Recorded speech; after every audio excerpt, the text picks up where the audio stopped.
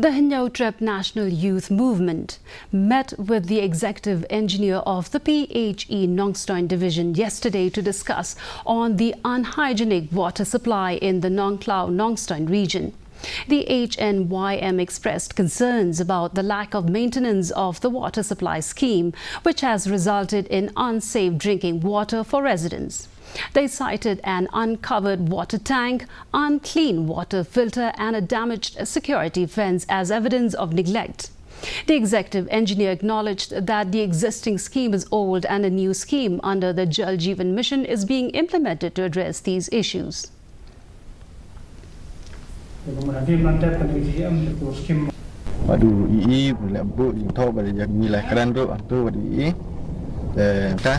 Hadin bangila lid ban juriap haka pratrik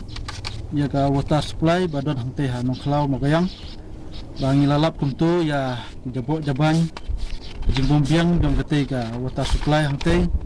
jing bomdon nong ap jing bom nong shu ki jing khang ki shaukat jing bom biang shu ka giat hadin bangila kiran nagiling dong ulah pular ba umsale yak ga badon kam The